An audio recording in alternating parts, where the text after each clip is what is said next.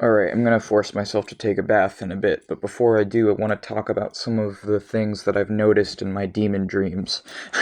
So, I probably have dreams about demons at least once a week. I would say at least once a week, because it's one of the things that I'm like constantly thinking about, so it makes sense that I'd be dreaming about it too.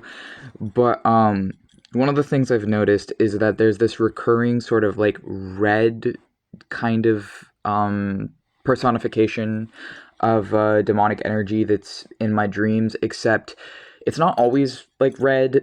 It's sort of like a cliche, stereotypical color for demons, but it's often like there's these red figures or demons, but sometimes it's also black or other things. But I was just thinking about it, and I'm remembering these different demons in my dreams, and I think some of them are actually the same guy. Like I'm kind of trying to recognize the patterns, and I think it's the same person, but just in different forms.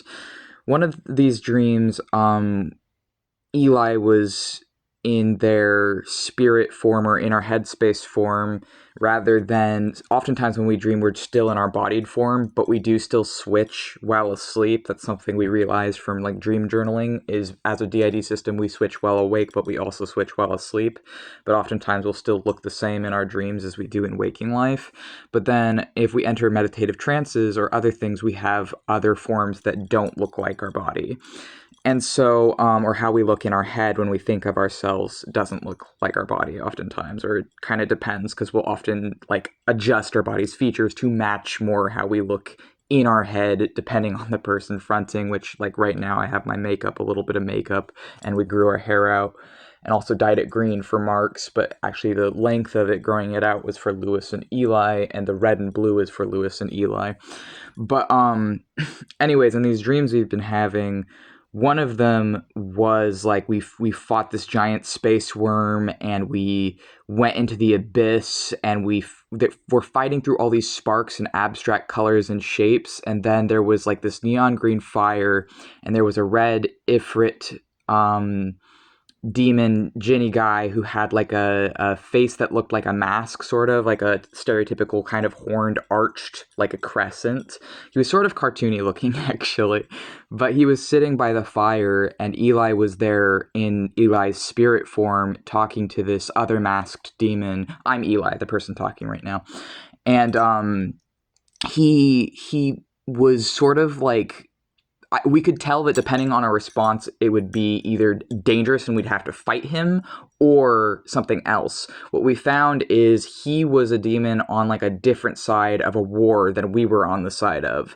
And so he had lost his eye in the dream. Like, he lost his eye, but we knew him somehow and had his eye and returned to him his eye.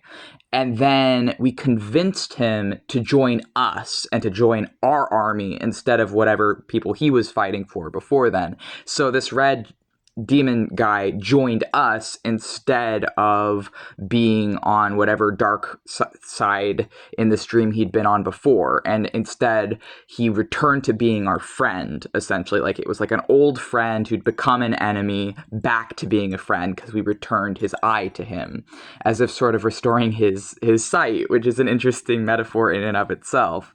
And in the next scene, we were in some sort of like temple area.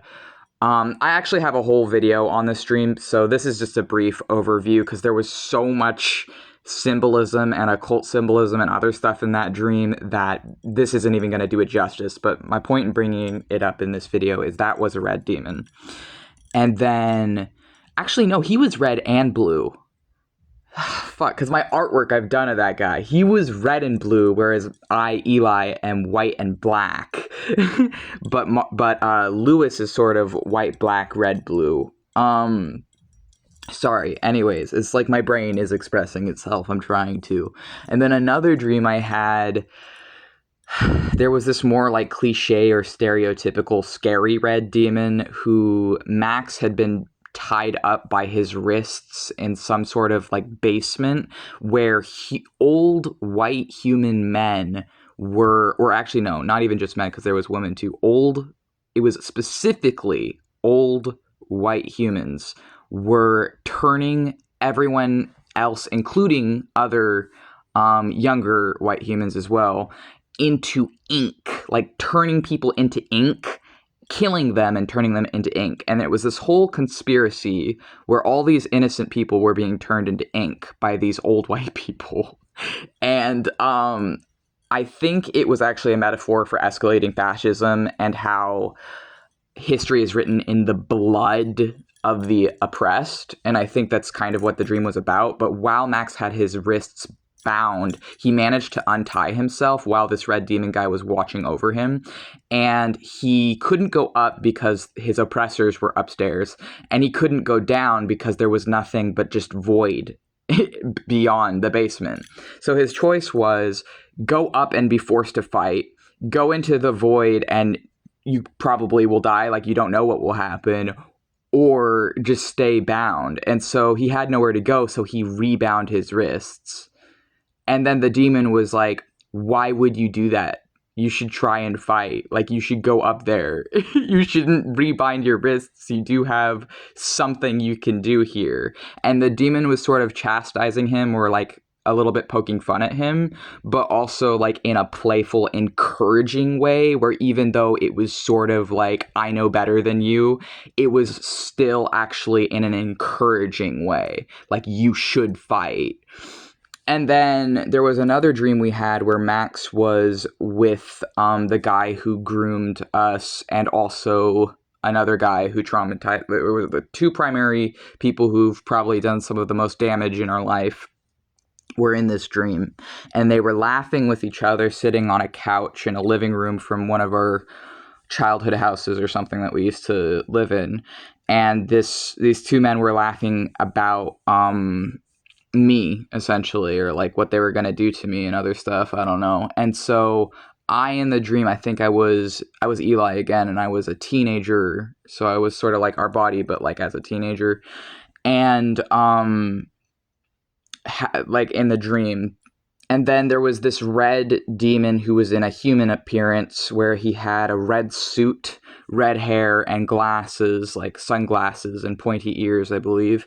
Or he might have had just regular ears, because he was supposed to look human. Like, he was supposed to look like a human in this dream. And then he was smiling and guarding me and shielding me from the men who've hurt me in my past. And essentially, like, he was in between me and them, and sort of smiling at them with malicious intent, because he's going to protect me from them, essentially. And then there was this other dream. Yeah, so that's actually the dreams that I'm going to share in this one, but I think it might be Osmodius. Because when I first, so a couple of those dreams I had right before I started working with Osmodius, and I think that this recurring character in my dreams who keeps changing forms, but is definitely a protective figure to me, and is someone who's trying to help me through the oppression that I face and other things, and to help me fight and other things. I'm like 90% sure it's Osmodius.